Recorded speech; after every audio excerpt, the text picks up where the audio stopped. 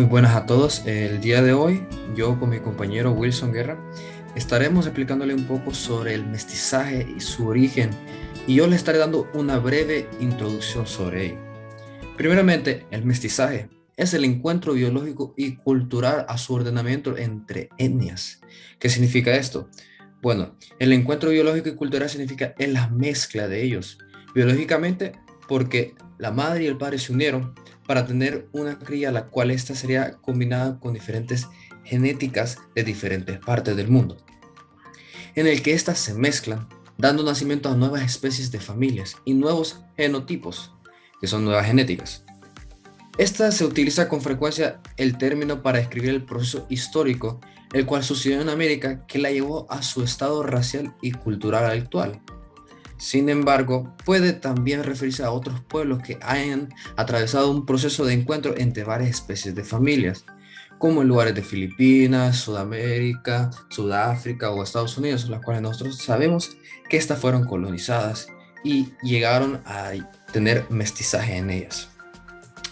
Hablando en la historia de las naciones modernas, el mestizaje se puede ver a través de numerosos factores, como la cultura, las etnias y muchas cosas, y otros aspectos que provocaron diferentes regiones dentro de un mismo país. El mestizaje haya sucedido en diferentes ritmos y grados de profundidad significa que ha causado un impacto en nuestra sociedad desde muchos siglos atrás hasta el día de hoy. El ejemplo de Latinoamérica es el más notable, porque aquí podemos ver cómo la raza abunda en diferencias, hablando también en etnias y expansiones de territorio, las cuales estas tienen variedades de culturas. El proceso de mestizaje en América se originó con la llegada de los europeos al continente y después de los esclavos africanos que vinieron con ese encuentro a unirse con nuestra cultura. Y hay varios tipos de mestizos, como la mezcla entre los negros y los indígenas, la mezcla entre el mulato y el europeo, y también la mezcla entre otras razas. Ahora, mi compañero Wilson le estará hablando un poco más del mestizaje y su cultura. Pues sí, la verdad que aquí mi compañero Francisco Vanegas tiene mucha razón en todo lo que dijo, porque gracias a la llegada de conquistadores que no solamente eran españoles, sino que también eran de origen inglés y de origen holandés, entre otros a menor escala, hay una diversidad inmensa de razas en Honduras. Como hoy en día vemos que en casi todos los departamentos hay personas que son blancas, parecidas a los europeos, o hay personas que son de muchas razas, hay demasiada diversidad de razas en Honduras, diversidad de etnias. Y también quedan muy pocos de la raza indígena, que era nuestra raza como original del continente. Esta raza ya se encuentra como en, ¿cómo podemos decir? Podemos decir en decadencia, o no sé si decir decadencia, pero no quedan tantas personas de esta raza en Honduras. Ok, ahora les voy a hablar acerca del papel que tuvo la iglesia en la vida colonial, en el arte colonial, en cómo socializaban las personas en ese tiempo y en el ámbito educativo en esos tiempos y pues en general en el papel que desarrolló la iglesia en la época colonial. Y bueno, durante el periodo colonial la iglesia católica fue la institución más poderosa, o sea, en casi todo, o sea, en la transmisión de valores culturales, en cuanto a la educación, o sea, era como la institución más poderosa. Y la influencia de la iglesia se notaba profundamente en el mundo artístico y en el mundo intelectual, o sea, en la educación, ya que la iglesia controlaba la enseñanza formal y dominaba casi todos los medios de expresión cultural. Y pues desde principios de la colonización, España siempre procuró trasplantar su patrón cultural a las colonias americanas, y esto fue precisamente a través de la iglesia. A través de la iglesia fue que se logró este propósito, así como estábamos viendo el día de hoy en clase, de esas creencias de que se tiene que llevar cuando, digamos, cuando están en funerales, se tiene que poner un vaso al lado del ataúd, o una vela, o que se tiene que sacar el ataúd de cierta forma, con los pies hacia afuera. O sea, todas esas creencias fueron transmitidas a través de la iglesia desde los españoles. Y, o sea, y también no solo esas creencias, muchas más creencias. Y pues ahora en el aspecto educativo, cambiando de tema, en el aspecto educativo, desde el inicio de la colonización se instituyeron en el Nuevo Mundo, o sea, en América, escuelas y universidades que eran totalmente similares a las que existían en España y que también eran acordes con el sistema educativo dominante en Europa. Y en ese tiempo la creación de instituciones educativas incumbía totalmente a la Iglesia y a las autoridades del Estado. Así, el sistema educativo de América experimentó la creación de universidades, colegios y escuelas.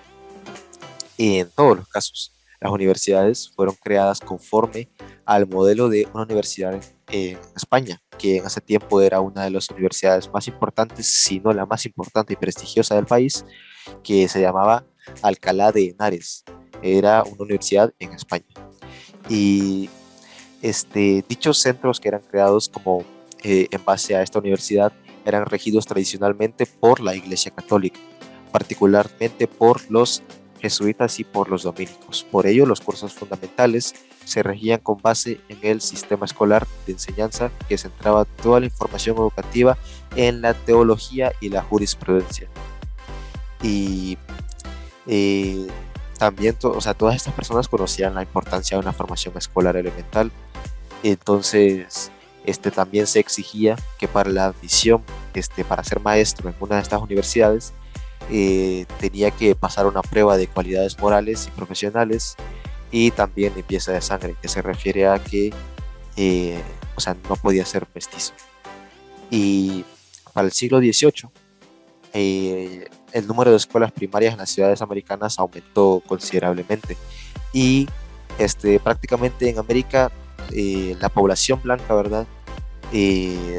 Los mestizos y los indígenas casi no, pero la población blanca en América, la mayoría estaba alfabetizada igual que en Europa, o sea, no era tanta diferencia de los números, pero con los indígenas, estos lamentablemente, como vivían lejos de las ciudades españolas, casi no recibieron ningún tipo de formación escolar.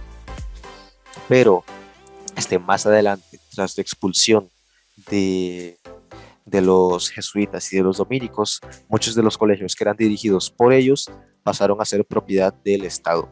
Entonces, para los hijos de los caciques y para otros indios distinguidos, se crearon colegios especiales, pero antes de esto no había educación para los indios. Y al terminar la época colonial, en América había, si no me equivoco, 26 instituciones superiores que estaban dotadas de privilegios universitarios, al igual que en Europa. Y a finales del siglo XVIII, el nivel de enseñanza en el Nuevo Mundo, o sea, América, era levemente menos inferior al de Europa. Era casi el mismo nivel. Y eso se debía a que la mayoría de los libros que eran impresos en Europa solían ingresar a América en el año de su impresión.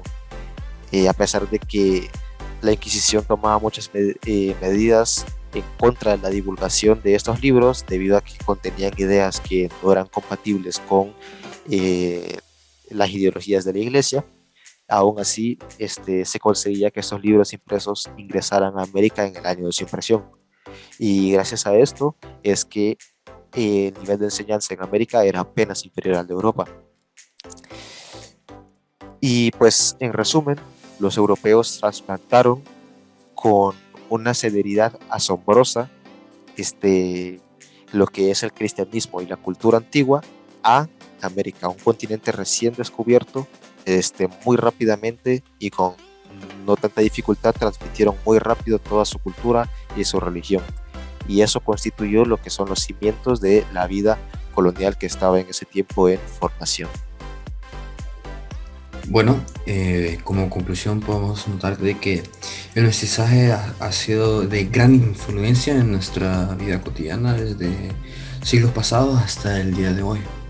Y tenemos que estudiarla y recapacitar que es muy importante su significado y que son nuestras raíces, nuestras etnias, de dónde venimos. Muchas gracias a todo el mundo por haberme escuchado a mí y a mi compañero Wilson Guerra.